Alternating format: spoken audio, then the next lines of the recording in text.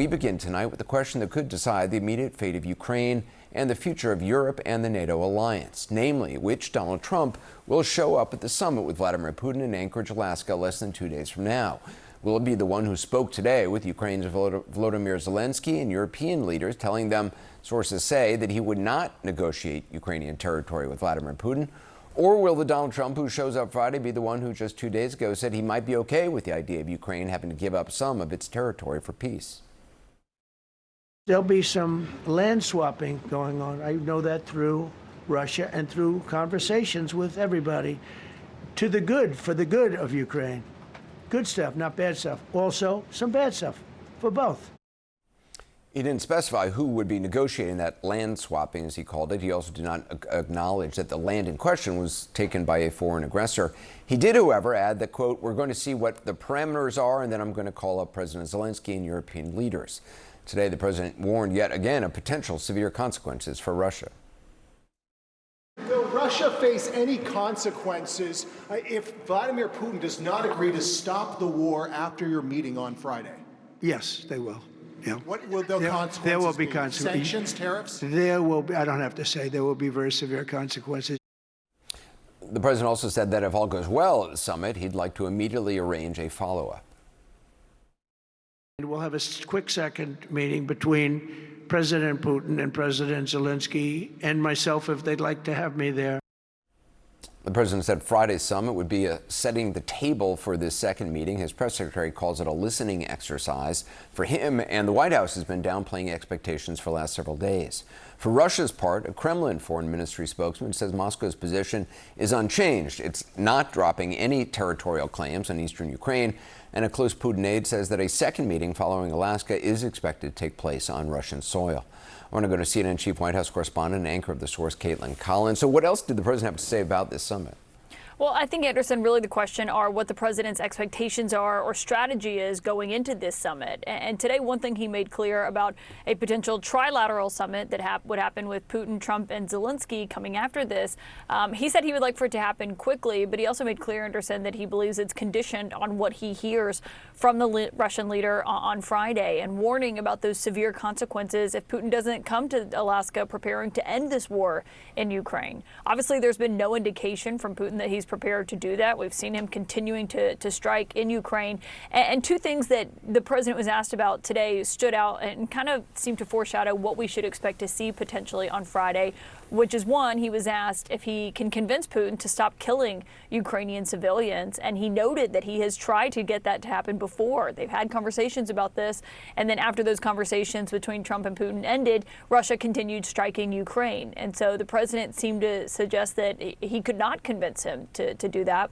And then on the other front, he was also asked about that new New York Times reporting about Russia breaching federal court systems here in the United States with highly sensitive national security info involved in that, and whether or not he'd confront Putin over it. He basically responded, Anderson, reminiscent of the way that he has previously on Russia interfering in U.S. elections, saying, yes, Russia hacks, the United States does it too, and the United States is better at it. And so I don't know, there are a lot of key questions going into what Friday is going to look like and what the takeaways for President Trump are going to be. Do we know what it's going to look like actually? I mean, physically? We know the base now, or, we learned last night where it's going to take place, how long it's going to be?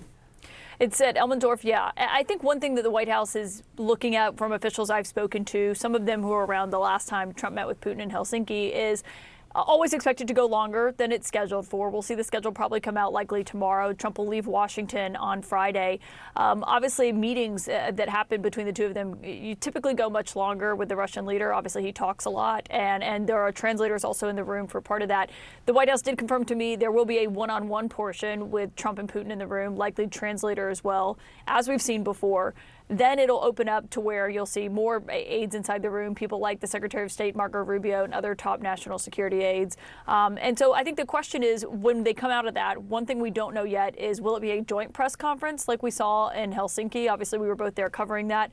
Or, as in when Geneva, when President Biden went and met with President Putin, they held separate press conferences following that meeting. And so a real question of what the format there looks like and what we hear from them, because those are often the most candid moments when we really find out what happened inside that room and what went on, and whether the president thinks that this is going to be momentum forward to doing what he's trying to do, which is bring the war in Ukraine to an end. Caitlin Collins, thanks very much. We'll see you at the top of the hour for The Source. Joining me right now is Ambassador John Bolton. He was the National Security Advisor during the first Trump administration, was in the room for the first summit between the president and Vladimir Putin in Helsinki in 2018 that we were just talking about. He also served as the U.S. Ambassador to the UN under President George W. Bush.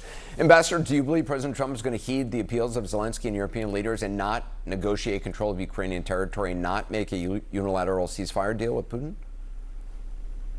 Well, I think this virtual summit they had today is sort of like a short-term vaccination. He probably came out of it thinking in those terms, but it'll depend on how the meeting goes with Putin. I think Putin has the initiative here, and I think what he's going to try and do is show to Trump that he has a peace plan and that it's sincere, even though I don't think it will be, but he's going to try and convince Trump and try and bring him back on his side. I think it's going to be a difficult task with Putin because I think intentionally or unintentionally he did irritate Trump, to put it mildly. But he's going to try to work his KGB training to bring him back. And I think that could involve negotiation. There's a diplomatic term to say, well, we're not really negotiating, we're having an exchange of views. And so they'll exchange views on things like territory and issues like that, and it could get pretty specific. President Trump threatened Russia with severe consequences if there's not movement toward a peace deal. Do you buy that? Well, he has threatened before, obviously, tariffs on Russia, which I think the Russians think is hollow given the low amount of exports annually to the U.S., but secondary tariffs on countries primarily buying oil and gas from Russia.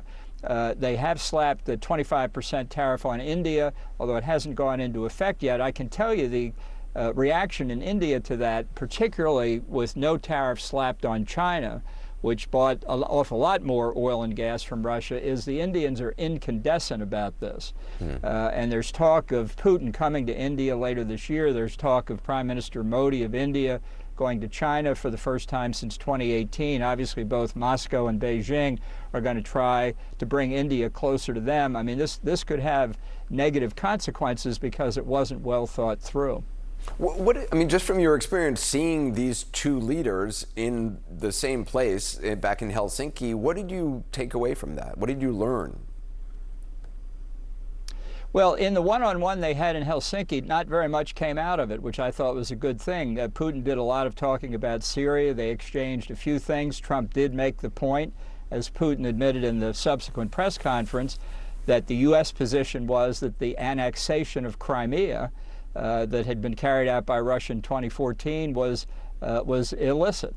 So Trump can make the points if he wants to, but I think part of what Putin's going to try and do here is make this a bigger discussion than Ukraine. I think he's going to talk about potential for U.S. investment in rare earths in Russia, oil investments, to get on Trump's wavelengths about bigger economic opportunities. There's been speculation that Putin may come and say, we need a better bilateral relationship here. And one of the key things is that the New START nuclear weapons treaty expires in 2026. Let's agree today to start negotiations immediately on a successor treaty. I think Trump would jump at that. So, you have to watch what the bounds of the playing field are going to be. And I think Putin, as his effort to show that he and Donald are good friends again, is going to try and make it as broad as possible. CNN's reported that small groups of Russian troops have pierced parts of Ukraine's defenses in the eastern part of the country. Russia appears to be making a late push to try to get as much territory as possible before the summit. Do you think that is linked to kind of making a statement before they meet? Yeah, I think it's clearly an effort to shape the battlefield and have that affect the summit. Honestly, the Russians have been so incompetent in 3.5 years of this war. Even if they've made a breakthrough, they don't apparently teach their officers how to do maneuver warfare. This could be a significant advance, but based on 3.5 years of experience with Russian incompetence, I wouldn't put a lot into it. President Trump also said that he thinks this summit could be followed, what he said was almost immediately, by a meeting with Putin and Zelensky. Do you think that's likely? I don't think it's likely. Look, I don't think on actual substance the Ukrainian and Russian positions are anywhere close. And in fact, I think that feeds into one of Putin's alternative strategies, which is this European insistence that before there are any negotiations, there has to be a ceasefire. I think this is a trap for Ukraine, assuming, and it's a big assumption, that the Europeans can continue to supply all the military assistance that Ukraine needs. I would say they should try and have negotiations without a ceasefire, without fixing the front lines as a new line of demarcation, and particularly not put a peacekeeping force in place. Because I think if they try that, you sit down for negotiations after a ceasefire, that ceasefire line becomes the new Russian-Ukrainian border, and 20% of Ukraine is going to be behind that ceasefire line. That's not a good look for Ukraine.